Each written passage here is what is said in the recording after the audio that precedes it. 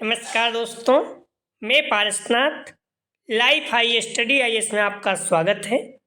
आज हम लोग राजा महेंद्र प्रताप सिंह राज्य विश्वविद्यालय अलीगढ़ के बीएड फर्स्ट सेमेस्टर एग्जाम 2023-24 जो 7 फरवरी 2024 को एग्जाम होने जा रहा है, उसके लिए पेपर 105C अर्थात पर्यावरणीय शिक्षा या इन्वायरमेंटल एजुकेशन का फुल प्रैक्टिस सेट 7 हल करेंगे।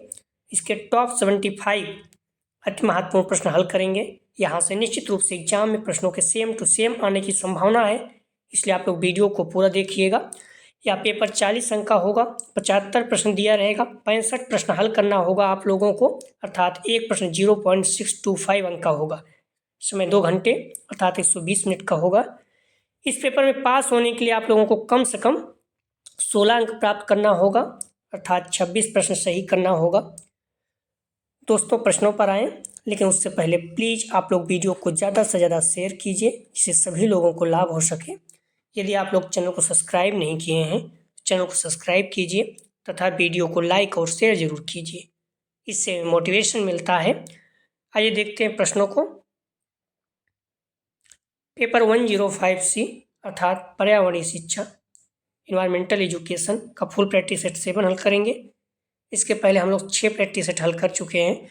आप जैसे डिस्क्रिप्शन में जाएंगे तो लिंक आप प्लेलिस्ट वीडियो 105 दिया है, इस जगह पर क्लिक करेंगे सारी वीडियो क्रम से मिल जाएगी, या फिर आप प्लेलिस्ट में जाकर भी देख सकते हैं। तो आइए देखते हैं प्रश्नों को। आप लोग ध्यान रखिएगा इस पॉइंट को। जो प्रैक्टिस सेट 6 है और ये 7, ये दोनों कम से कम आपके तैयार ही होने चाहिए। अगर ये दोनों प्रैक्टिस सेट आप हल करते हैं तो आपके कम से कम 50 प्रश्न लगभग सेम टू सेम मिल सकते हैं।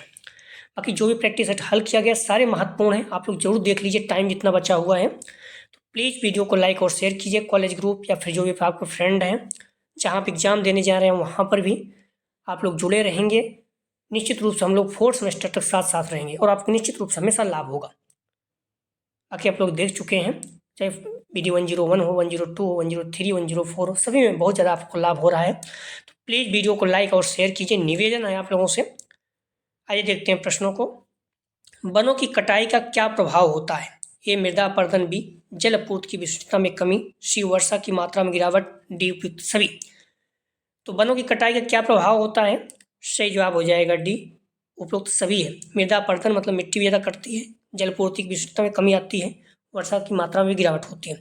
अगर पेड़ पौधे कम हो जाएंगे तो वर्षा कम हो जाएगी, इस पॉइंट को ध्यान रखना आप। अगला प्रश्न है, स्वच्छ गंगा अभियान का कार्यालय भारत में कहाँ स्थित है? ये प्रयागराज, बी हरिद्वार, सी वाराणसी, डी कानपुर। सही जवाब हो जाएगा 2 का सी, वाराणसी।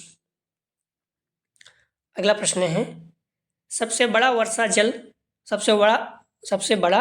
जंगल निम्न स्थानों में से कहाँ स्थित है? A Indonesia, B Philippines, C Congo basin, D Amazon basin. सही जवाब हो जाएगा 3 का डी, अमेजन बेसिन। अगला प्रश्न है, एक पारिस्थितिकी तंत्र में आपस में जुड़ी श्रृंखलाओं की विस्तृत संख्या मिलकर एक डॉट डॉट बनाती है। ये खाद्य श्रृंखला, बी खाद्य वेब, सी कार्बन चक्र, डी नाइट्रोजन चक्र। तो एक पारिस्थितिकी तंत्र में आपस में जुड़ी श्रृंखलाओं की एक विस्तृत संख्या मिलकर क्या बनाती है? तो सही जवाब हो जाएगा, ध्यान रखना, बी खाद्य वेब। ठीक है, 4 का सही जवाब हो जाएगा बी। अगला प्रश्न है, इनमें से अधिक प्राकृतिक रूप से होने वाली और बार बार आने वाली आपदा कौन सी है? ए सुनामी, बी सूखा, सी भूकंप, डी बाढ़। सही जवाब हो जाएगा 5 का डी, बाढ़ है। अगला प्रश्न है, निम्नलिखित में से मानव गतिविधि जो क्षेत्रीय और वैश्विक प्रभाव डालने वाले अधिकतम पर्यावरण प्रदूषण का कारण बनती है? ए औद्योगिकीकरण, बी शहरीकरण, सी कृषि, डी खुदाई। सही जवाब हो जाएगा 6 का ए, औद्योगिकीकरण। अगला प्रश्न है, निम्नलिखित में से कौन सा सिंथेटिक रसायन ओजोन परत क्षरण के लिए जिम्मेदार है? ए पॉलीविनाइल क्लोराइड, बी क्लोरोफ्लोरोकार्बन, सी बायोपॉलीमर, डी मेथेनॉल। तो निम्नलिखित में से कौन सा सिंथेटिक रसायन ओजोन परत क्षरण के लिए जिम्मेदार है? सही जवाब हो जाएगा 7 का बी, क्लोरोफ्लोरोकार्बन्स। अगला प्रश्न है, ग्रीन मफलर संबंधित है, ए मृदा प्रदूषण बी, वायु प्रदूषण सी, ध्वनि प्रदूषण डी, जल प्रदूषण। तो ग्रीन मफलर संबंधित है, सही जवाब हो जाएगा सी, ध्वनि प्रदूषण। अगला प्रश्न है, स्मॉग है, ए धूम्रपान बी, धूल बड़ी आंधी का दूसरा नाम सी, नम हवा गैसें डी, धुआं और धुंध। तो स्मॉग है, सही जवाब हो जाएगा 9 का डी, धुआं और धुंध। अगला प्रश्न है,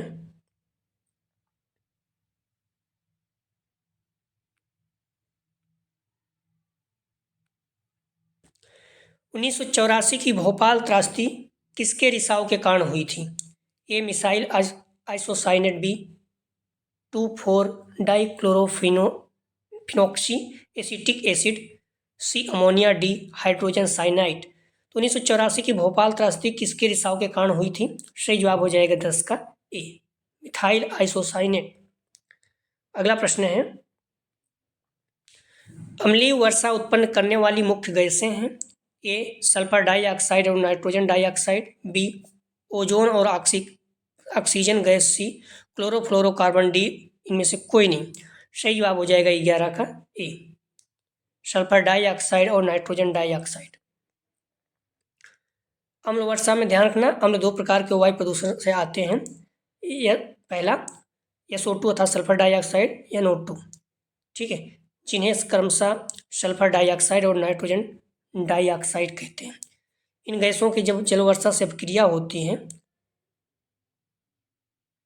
तो sulphuric acid H2SO4 nitric acid HNO3 बनाते हैं, जो वर्षा के साथ ही बरसते हैं। ऐसे वर्षा को हम अम्लीय वर्षा कहते हैं।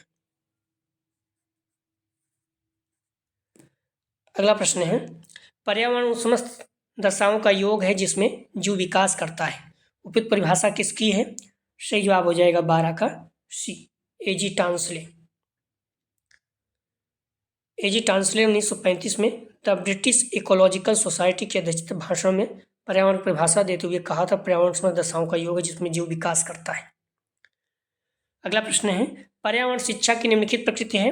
ये सकारात्मक उपागम की प्रकृति बी, मूल्यों को उच्चीकरण करने की प्रकृति बी, सी विश्व बंधुत्व की प्रकृति डी, उपयुक्त सभी। तो पर्यावरण शिक्षा की निम्नलिखित प्रकृति है, सही जवाब हो जाएगा 13 का डी, उपरोक्त सभी। अगला प्रश्न है, पर्यावरण के प्रति संचेतना एवं वैज्ञानिक सोच का विकास है। ये संज्ञानात्मक उद्देश्य बी, भावात्मक उद्देश्य सी, क्रियात्मक उद्देश्य डी, उपरोक्त में से कोई नहीं। सही जवाब हो जाएगा ए, संज्ञानात्मक उद्देश्य। अगला प्रश्न है, पर्यावरण शिक्षा के क्षेत्र हैं। ए व्यापक बी संकुचित, सी जटिल डी सीमित। सही जवाब हो जाएगा 15 का ए, व्यापक। अगला प्रश्न है, पर्यावरण शिक्षा के व्यापक क्षेत्र के अंतर्गत हैं। ए पर्यावरण शिक्षा बहुआयामी रूप है में, बी जनसंख्या वृद्धि की समस्या, सी प्रदूषण की समस्या, डी उपयुक्त सभी। सही जवाब हो जाएगा 16 का डी, उपयुक्त सभी। अगला प्रश्न है,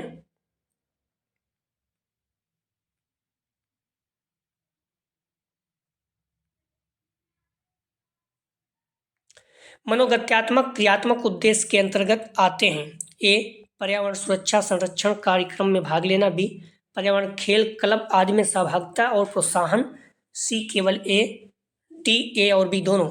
सही जवाब हो जाएगा 17 का डी, ए और बी दोनों, ठीक है। तब पर्यावरण सुरक्षा संरक्षण कार्यक्रम में भाग लेना, पर्यावरण खेल क्लब आदि में सहभागिता और प्रोत्साहन। अगला प्रश्न है, अंतर्राष्ट्रीय पर्यावरण दिवस मनाया जाता है। ये 5 जून बी, 10 जुलाई सी, 20 जून डी, 5 सितंबर। तो अंतर्राष्ट्रीय पर्यावरण दिवस मनाया जाता है, सही जवाब हो जाएगा ए, 5 जून। मोस्ट इंपॉर्टेंट है, इसकी थीम भी पता होनी चाहिए, ठीक है। पर्यावरण दिवस 2023 की थीम है प्लास्टिक प्रदूषण का समाधान, solution to plastic pollution. Most important में रखिएगा। 2022 की थीम क्या थी? सिर्फ एक पृथ्वी। 2021 की पारिस्थितिकी तंत्र की बहाली। ध्यान कर, पृथ्वी दिवस का भी याद रखिए। 2022 में पृथ्वी दिवस का क्या है थीम? हमारे ग्रह में निवेश करें। 2021 की हमारी पृथ्वी को पुनर्स्थापित करें। 20 का है क्लाइमेट एक्शन, ठीक है। तो ये सारी चीज़ें पता हो तो अच्छा रहेगा। अगला प्रश्न है, पर्यावरण जागरूकता के लिए प्रथम अंतर्राष्ट्रीय सम्मेलन का आयोजन हुआ। ए 1972 अमेरिका में, बी 1974 भारत में, सी 1974 उत्तर पाकिस्तान में डी, 1972 स्टॉकहोम स्वीडन में। सही जवाब हो जाएगा 19 का डी, 1972 स्टॉकहोम स्वीडन में। अगला प्रश्न है, विश्व जनसंख्या दिवस है विश्व जनसंख्या दिवस मनाया जाता है। ए 11 जून, बी 9 जून, सी 11 जुलाई, डी 28 सितंबर। सही जवाब हो जाएगा 20 का सी, 11 जुलाई। विश्व जनसंख्या दिवस 11 जुलाई को मनाया जाता है। अगला प्रश्न है, चिपको आंदोलन है। ए जनसंख्या नियंत्रण, बी रोजगार वृद्धि के लिए, सी पेड़ों को बचाने के लिए, डी उपरोक्त सभी। सही जवाब हो जाएगा 21 का सी, पेड़ों को बचाने के लिए चिपको आंदोलन है। ठीक है, लोग पेड़ काट रहे थे, जो आंदोलन था उसमें लोग पेड़ को पकड़कर खड़े हो जाते थे। ठीक है, सी सही जवाब है। अगला प्रश्न है, जीव जंतुओं पेड़ पौधों खनिज आदि को दिखाकर किसी तथ्य को स्पष्ट करना है। तो ए प्रयोगात्मक विधि, बी प्रदर्शन विधि, सी व्याख्यान विधि, डी प्रोजेक्ट विधि। सही जवाब हो जाएगा 22 का, ध्यान रखना, बी प्रदर्शन विधि। अगला प्रश्न है, व्याख्यान विधि के दोष निम्नलिखित में से कौन से हैं। ए शिक्षा का निष्क्रिय रहना, बी विद्यार्थियों का निष्क्रिय रहना, सी ए बी दोनों, डी में से कोई नहीं। तो व्याख्यान विधि के दोष निम्नलिखित में से कौन है। सही जवाब हो जाएगा 23 का बी, विद्यार्थियों का निष्क्रिय रहना। क्योंकि व्याख्यान विधि में क्या करते हैं, शिक्षक जो है व्याख्या देते हैं, तो विद्यार्थी क्या है, सुनते हैं, तो निष्क्रिय रहते हैं। सही जवाब हो जाएगा बी। मॉडल पेपर में ध्यान रखिए मैक्सिमम क्वेश्चन, काफ़ी प्रश्नों के उत्तर गलत दिए गए हैं, तो आप लोग थोड़ा संभाल के पढ़िएगा। अगला प्रश्न है, क्षेत्र भ्रमण विधि सहायक है। ये पर्यावरण का प्रत्यक्ष ज्ञान के लिए, बी मनोरंजन के लिए, सी प्रदूषण रोकने के लिए, डी उपरोक्त सभी के लिए। क्षेत्र भ्रमण विधि सहायक है। सही जवाब हो जाएगा 24 का डी, उपरोक्त सभी। अगला प्रश्न है, प्रोजेक्ट विधि के प्रतिपादक हैं। ए जॉन ड्यूवी, बी रॉस, सी एडम्स, डी किलपैट्रिक। तो प्रोजेक्ट विधि के प्रतिपादक हैं। सही जवाब हो जाएगा 25 का डी, किलपैट्रिक। मोस्ट इंपॉर्टेंट है, बार बार पूछा जाता है। अगला प्रश्न है, पर्यावरण शिक्षा के प्रसार में अधिक सहायक है। ए दूरदर्शन, बी रेडियो, सी समाचार पत्र, डी प्रदर्शनी। सही जवाब हो जाएगा 26 का डी, प्रदर्शनी। अगला प्रश्न है, केंद्र सरकार द्वारा इको क्लब योजना प्रारंभ की गई। ए 1990-91, बी 1975-76, सी 1994-95, डी 2000। तो केंद्र सरकार द्वारा इको क्लब योजना प्रारंभ की गई। सही जवाब हो जाएगा 27 का सी, 1994-95। ठीक है, इस पॉइंट को ध्यान रखना, गलत नहीं करना।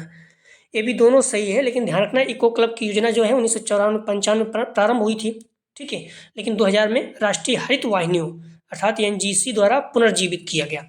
सबसे पहले कब हुई, 1994-95 में। ठीक है, इसलिए इको क्लब योजना की शुरुआत 1994-95 या 2000 दोनों सही है। ठीक है, अगर 1994-95 में नहीं है तो 2000, अगर दोनों है तो 1994-95 में। क्यों 1994-95 में पहली बार शुरुआत हुई थी।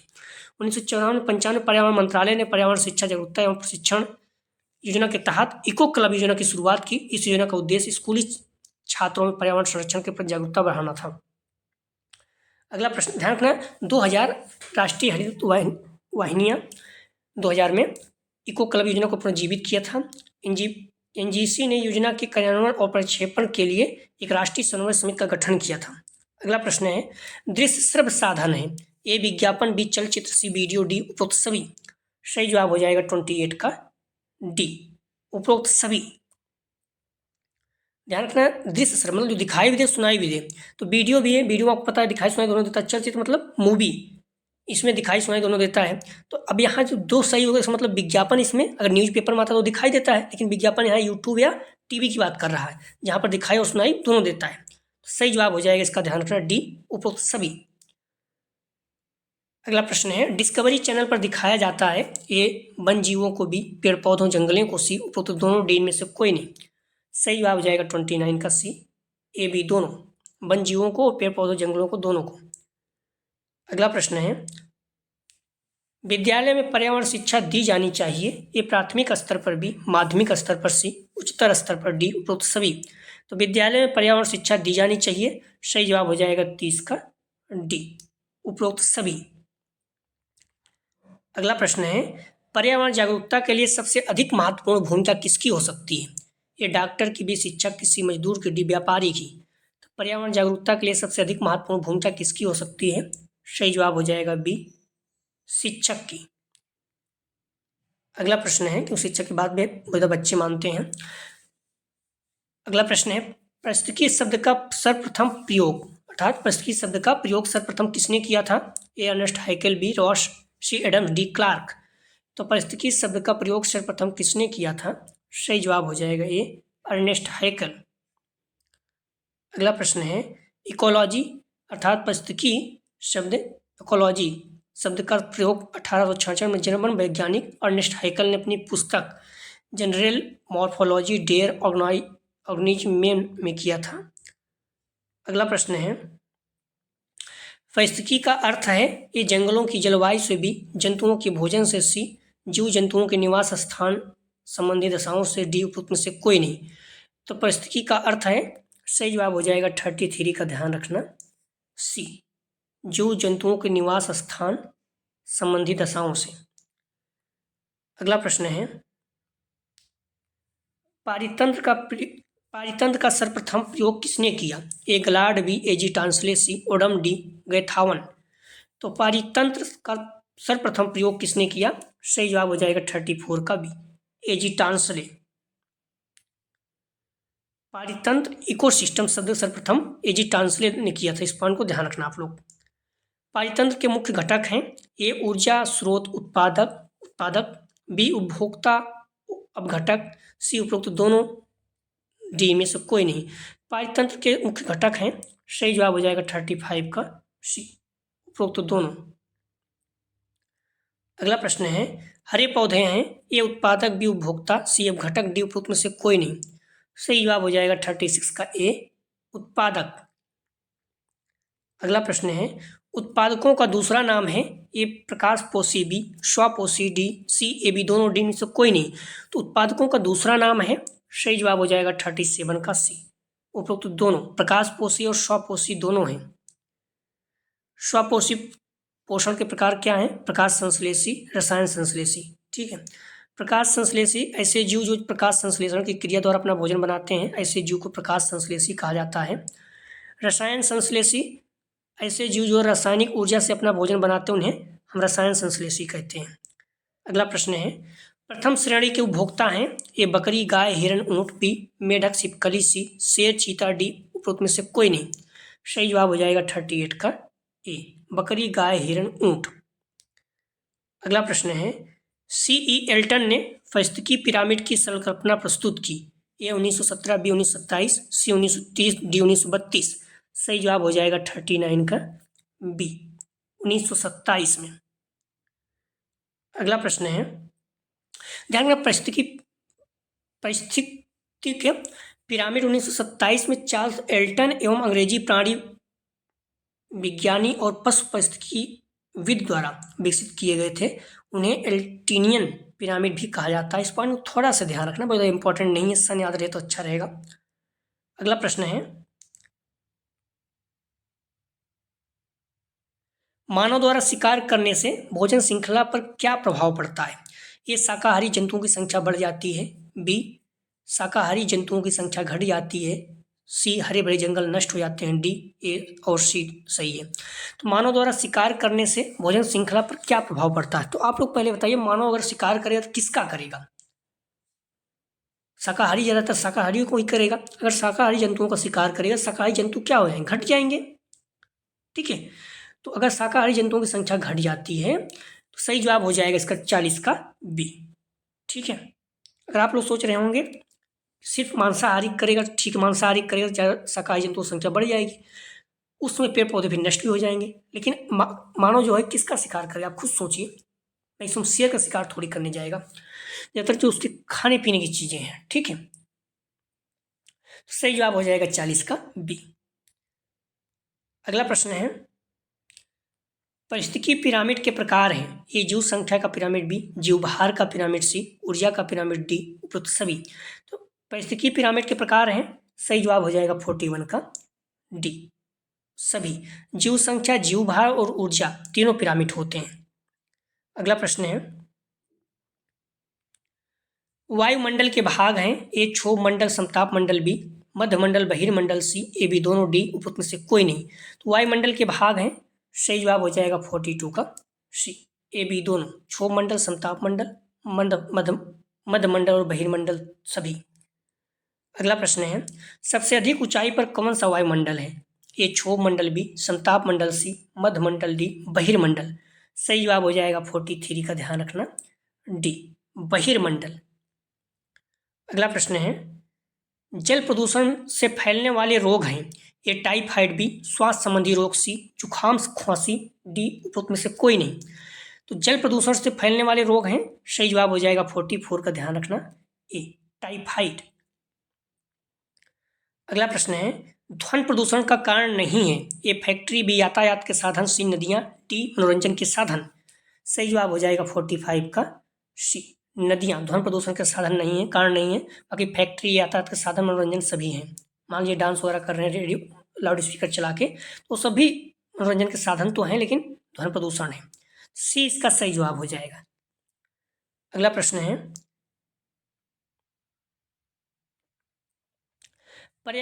पर्यावरणीय आपदा के प्रमुख कारण हैं। ये प्राकृतिक कारणों द्वारा प्रकोप, बी मानव जनित प्रकोप, सी ए बी दोनों, डी उपरोक्त में से कोई नहीं। सही जवाब हो जाएगा 46 का, सी ए बी दोनों, प्राकृतिक कारणों द्वारा और मानव जनित दोनों। अगला प्रश्न है, ग्रीन हाउस प्रभाव का अर्थ है। ए हरे भरे जंगल, बी हरे रंग के पर्दे, सी ए बी दोनों, डी उष्मा का वायुमंडल में रोक लिया जाना। तो ग्रीन हाउस प्रभाव का अर्थ है, सही जवाब हो जाएगा 47 का, डी उष्मा का वायुमंडल में रोक लिया जाना। ठीक है, ग्रीन हाउस प्रभाव का अर्थ है। अगला प्रश्न है, अम्लीय वर्षा में कौन से अम्ल होते हैं? ए सल्फ्यूरिक अम्ल, बी नाइट्रिक अम्ल, सी कार्बोनिक अम्ल, डी उपरोक्त सभी। तो अम्लीय वर्षा में कौन से अम्ल होते हैं? सही जवाब हो जाएगा 48 का, डी सभी, सल्फ्यूरिक, नाइट्रिक, कार्बोनिक, तीनों। अगला प्रश्न है, पृथ्वी दिवस मनाया जाता है। ए 22 अप्रैल, बी 22 जून, सी 20 अप्रैल, डी 20 जुलाई। तो पृथ्वी दिवस कब मनाया जाता है? सही जवाब हो जाएगा, ध्यान रखना 48, 49। पृथ्वी दिवस कब मनाया जाता है? तो 22 अप्रैल को। यहाँ पर 49 रहेगा, गलत हो गया है, ठीक है 119। तो 22 अप्रैल को पृथ्वी दिवस कब मनाया जाता है? 22 अप्रैल को। ध्यान रखना आप लोग, कुछ पॉइंट है याद रखना। 22 मार्च को जल दिवस, 22 अप्रैल को पृथ्वी दिवस, 22 मई को जैव विविधता दिवस। तीनों आपका क्लियर होना चाहिए एकदम, ठीक है, भूलना नहीं। पृथ्वी दिवस 2020 की थीम क्या है? Climate action. 2021 की थीम क्या है? हमारे पृथ्वी को पुनर्स्थापित करें। 2022 की थीम क्या है? हमारे ग्रह में निवेश करें। 2023 की थीम हमारे ग्रह में निवेश करें। 2022 और 2023 की थीम जो है सेम है, ठीक, इस पॉइंट को आप लोग ध्यान रखना। 2022 और 2023 की पृथ्वी दिवस की थीम जो है सेम है, ठीक है, इस पॉइंट को आप लोग क्लियर रखना। 2022-23 का क्या है? हमारे ग्रह में निवेश करें, मोस्ट इंपॉर्टेंट रखिएगा, प्रश्न आ सकता है। अगला प्रश्न है, ओजोन दिवस मनाया जाता है। ए 22 मार्च, बी 16 सितंबर, सी 22 सितंबर, डी 16 मार्च। सही जवाब हो जाएगा, ध्यान रखना ओजोन दिवस कब मनाया जाता है? सही जवाब हो जाएगा बी 16 सितंबर, ठीक है। तो बी इसका सही जवाब है 16 सितंबर। संख्या थोड़ा गलत डल गया है। अगला प्रश्न है, ध्यान रखना, विश्व ओजोन दिवस 2023 का विषय मॉन्ट्रियल प्रोटोकॉल, ओजोन परत को ठीक करना और जलवायु परिवर्तन को कम करना है। विश्व ओजोन दिवस 2022 की थीम क्या है? ग्लोबल वार्मिंग, ठीक है, पृथ्वी पर जीवन की रक्षा करने वाला वैश्विक सहयोग रखी गई है। 2023 की थीम क्या है? तो मॉन्ट्रियल प्रोटोकॉल, ओजोन परत को ठीक करना और जलवायु परिवर्तन को कम करना। इस पॉइंट को आप लोग ध्यान रखना, ठीक है। अगला प्रश्न है 51, वायु संरक्षण के उपाय हैं। ए वृक्षारोपण, बी जनसंख्या वृद्धि पर नियंत्रण, सी कल कारखानों को शहर से दूर रखना, डी उपरोक्त सभी। सही जवाब हो जाएगा 51 का, डी वायु संरक्षण के उपाय हैं तो वृक्षारोपण, जनसंख्या वृद्धि पर नियंत्रण, कल कारखाने शहर से दूर रखना, तीनों हैं। अगला प्रश्न है, मृदा अपरदन का मूल कारण है। ए वन उन्मूलन, बी भू परिष्करण, सी मृदा की उर्वरता, डी उपरोक्त में से कोई नहीं। सही जवाब हो जाएगा ए वन उन्मूलन। मृदा अपरदन का मूल कारण वन उन्मूलन। अगर वन ज़्यादा काटे जाएंगे तो मृदा अपने आप कटेगी। अगला प्रश्न है, उत्तराखंड के पर्यावरणवादी जिन्हें 2009 में पद्म विभूषण मिला। A M C Mehta B, Sundarlal Bahuguna C, Medha Patkar D, Baba Amte. सही जवाब हो जाएगा बी, सुंदरलाल बहुगुणा। ध्यान रखना, ये चिपको आंदोलन को बढ़ावा दिए थे, संबंधित हैं। अगला प्रश्न है, भारत का सबसे बड़ा प्राणी उद्यान कहाँ है? ए दिल्ली में, बी कोलकाता में, सी लखनऊ में, डी चेन्नई में। तो भारत का सबसे बड़ा प्राणी उद्यान कहाँ है? सही जवाब हो जाएगा 54 का बी, कोलकाता में। अगला प्रश्न है, ताजमहल किसके कारण खतरे में है? ए H2B, O2C, SO2D, H2O। Taj Mahal किसके कारण खतरे में है? सही जवाब हो जाएगा सी, SO2, सल्फर डाइऑक्साइड। अगला प्रश्न है, भारतीय वन्यजीव संस्थान स्थित है? ए देहरादून में, बी जयपुर में, सी चेन्नई में, डी मैसूर में। भारतीय वन्यजीव संस्थान स्थित है, सही जवाब हो जाएगा 56 का ए, देहरादून में। अगला प्रश्न है, भारत का सबसे बड़ा पवन चक्की संयंत्र है? ए पंजाब में, बी तमिलनाडु में, सी गुजरात में, डी महाराष्ट्र में। सही जवाब हो जाएगा 57 का बी, तमिलनाडु में। प्लीज़ आप लोग वीडियो को लाइक और शेयर कीजिए, कॉलेज ग्रुप या जो भी फ्रेंड हैं। ध्यान रखना, सारी वीडियो हो संभव तो आप लोग देख लीजिएगा, क्योंकि जो पर्यावरण परिस्थिति है इसमें प्रश्न बहुत ज़्यादा बन सकते हैं। यूपी टेट, सी टेट हर जगह पूछा जाता है, तो वो प्रश्न को आसानी से मिल जाता है। तो इसलिए थोड़ा सा इसमें घुमा के पूछता है, ठीक है। तो इसलिए आप जितना हो सके मैक्सिमम पढ़िए, और पढ़े रहेंगे तो आपको यूपी टेट, सी टेट में भी काम देगा। तो इसलिए कोशिश कीजिए 6-7 तो आप रट डालिए, बाकी जो भी और सब हैं 1 से लेकर 6 तक, 7 तक, वो सारे रट लीजिएगा, ठीक है। जितना संभव हो सके पढ़िएगा, नहीं 6-7 जरूर रट डालिएगा। पर्यावरण पर स्टॉकहोम सम्मेलन कब हुआ? ए 1978, बी 1992, सी 1972, डी 1991 में। सही जवाब हो जाएगा 58 का सी, 1972 में। अगला प्रश्न है, हमारे वायुमंडल में सर्वाधिक प्रचुरता में पाई जाने वाली गैस है? ए H2, BN2, CO2, D O2। हमारे वायुमंडल में सर्वाधिक प्रचुरता में पाई जाने वाली गैस है, सही जवाब हो जाएगा बी, N2 नाइट्रोजन, ठीक है, लगभग 78%, ऑक्सीजन 20.95%, लगभग 21%, ठीक है, बाकी 1% में सभी। अगला प्रश्न है, पृथ्वी का औसत तापमान है? A 10 degree Celsius, B 14 degree Celsius, C 20 degree Celsius, D 29 degree Celsius. तो पृथ्वी का औसत तापमान है, सही जवाब हो जाएगा बी, 14 डिग्री सेल्सियस। अगला प्रश्न है, सफ़ेद क्रांति का संबंध है? ए मत्स्य पालन, बी दूध उत्पादन, सी बर्फ उत्पादन, डी उपयुक्त सभी। सही जवाब हो जाएगा 61 का बी, दूध उत्पादन। अगला प्रश्न है, पर्यावरण शिक्षा को एक विषय की भांति किसने घोषित किया? ए उत्तर प्रदेश उच्च न्यायालय, बी NGTC, दिल्ली उच्च न्यायालय, डी सर्वोच्च न्यायालय। सही जवाब हो जाएगा 62 का डी, सर्वोच्च न्यायालय ने। अगला प्रश्न है, सुनामी शब्द किस भाषा से है? ए चीनी, बी जापानी, सी संस्कृत, डी हिंदी। सुनामी शब्द किस भाषा से है? सही जवाब हो जाएगा 63 का, ध्यान रखना, बी जापानी। अगला प्रश्न है, तुलसी का पौधा कम करता है? ए वायु प्रदूषण, बी जल प्रदूषण, सी ध्वनि प्रदूषण, डी इनमें से कोई नहीं।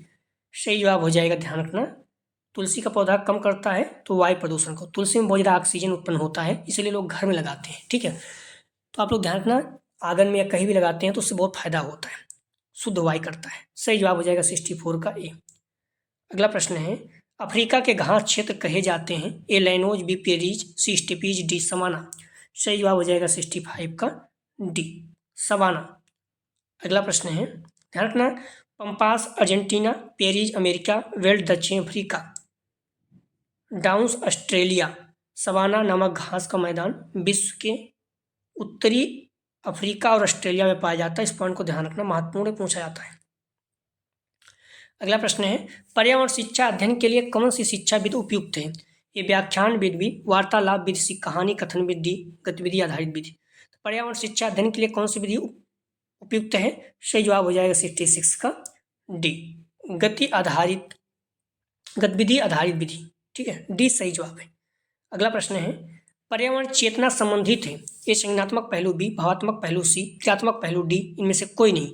सही जवाब हो जाएगा 67 का सही जवाब हो जाएगा ए, संज्ञानात्मक पहलू। अगला प्रश्न है, निम्न में से कौन सा पर्यावरण शिक्षा का मुख्य पहलू है? ए पर्यावरण जागरूकता, बी पर्यावरणीय सोच, सी ए बी दोनों, डी इनमें से कोई नहीं। सही जवाब हो जाएगा 68 का सी, ए बी दोनों, पर्यावरण जागरूकता, पर्यावरणीय चेतना। अगला प्रश्न है, भारत में पर्यावरण आंदोलन से निम्नलिखित में से कौन नज़दीकी रूप से संबंधित है? ए लाल बहादुर शास्त्री, बी सुंदरलाल बहुगुणा, सी इंदिरा गांधी, डी प्रोफेसर यशपाल। सही जवाब हो जाएगा 69 का बी, सुंदरलाल बहुगुणा। अगला प्रश्न है, किसने कहा है शिक्षा और पर्यावरण के बीच अंतरक्रिया पर्यावरण शिक्षा को जन्म देती है? ए एस बी कटिबाबू, B professor Yashpal, C R A Sharma, D P K Gupta. तो किसने कहा शिक्षा और पर्यावरण के बीच अंतरक्रिया पर्यावरण शिक्षा को जन्म देती है? सही जवाब हो जाएगा ए एस बी कटिबाबू।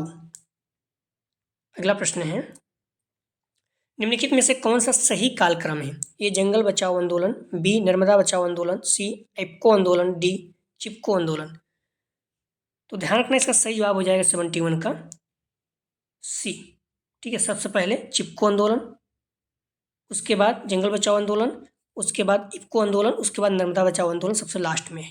ठीक है, बाकी सन पता रहेगा तो आप आसानी से कर ले जाएंगे। जंगल बचाओ आंदोलन ध्यान रखना सबसे पहले चिपको आंदोलन 1973 में, उसके बाद जंगल बचाओ आंदोलन 1980 में, उसके बाद एप्को आंदोलन 1983 में, उसके बाद नर्मदा बचाओ आंदोलन 1989 में, सबसे बाद में। ठीक है, जो चिपको आंदोलन है ये उत्तर भारत में प्रचलित था, उत्तराखंड में। ठीक है, और जो एप्को आंदोलन था ये दक्षिण भारत में था। एप्को आंदोलन मतलब ये होता है पेड़ों को पकड़ के खड़े हो जाना। ठीक है, दोनों एक ही है। 1983 में मतलब 10 साल बाद। अगला प्रश्न है, डेसिबल को संक्षिप्त में कैसे लिखा जाता है? सही जवाब हो जाएगा 72 का डी। इस ध्यान रखना स्मॉल डी रहेगा और बी जो है बड़ा रहेगा। ठीक है, तो डेसिबल को स्मॉल डी और कैपिटल बी में लिखा जाता है। डी सही जवाब है। अगला प्रश्न है, खास श्रृंखला कितने प्रकार की होती है? ए 2, बी 4, सी 3, डी में से कोई नहीं। सही जवाब हो जाएगा सी 3। अगला प्रश्न है, ध्यान रखना खास श्रृंखला 3 प्रकार की होती है, चरण खाद्य श्रृंखला, अपरद खाद्य श्रृंखला, परजीवी खाद्य श्रृंखला। अगला प्रश्न है,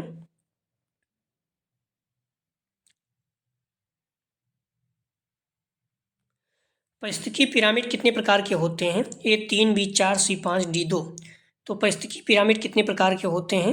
सही जवाब हो जाएगा 74 का ए, 3।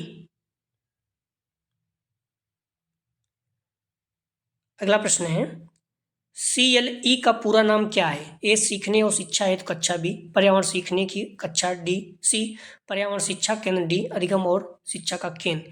तो CLE का पूरा नाम क्या है? सही जवाब हो जाएगा डी अधिगम और शिक्षा का केंद्र। ध्यान रखना महत्वपूर्ण प्रश्न है, पूछा गया है। ठीक है, तो आप लोग जो इसके पहले हम लोग प्रैक्टिस सेट हल कर चुके हैं, इसको लेकर 7 हो गया। 6 और 7 प्रैक्टिस सेट आप लोग निश्चित रूप से तैयार कर लीजिए। ठीक है, डिस्क्रिप्शन में जाएंगे, लिंक आप प्ले लिस्ट वीडियो 105 दिए, यहाँ पर क्लिक करेंगे, सारी वीडियो क्रम से मिल जाएगी। अगला प्रैक्टिस सेट हम लोग 8 हल करेंगे, सब कुछ ठीक रहा तो प्लीज़ आप लोग वीडियो को लाइक और शेयर कीजिए, जिससे सभी लोगों को लाभ हो सके। कॉलेज ग्रुप या फ्रेंड जो भी है, निवेदन है आप लोग मोबाइल की स्टेटस में भी लगाइए, जिससे हर किसी को फ़ायदा हो और थोड़ा सा चैनल ग्रोथ करेगा तो हमें भी अच्छा लगेगा। तो प्लीज़ वीडियो को लाइक और शेयर जरूर करें, निवेदन है। अगर आप 5, 6 और 7 तैयार करके जाएंगे निश्चित रूप से आपको 50 प्रश्न के आसपास मिल जाएंगे। पूरे प्रश्न पढ़ लेंगे तो अच्छा रहेगा। ठीक है, अगर सारा प्रैक्टिस सेट जितना 7 हुआ है तैयार कर लेंगे तो बेस्ट रहेगा। तो प्लीज़ वीडियो को लाइक और शेयर कीजिए। वीडियो देखने के लिए धन्यवाद दोस्तों।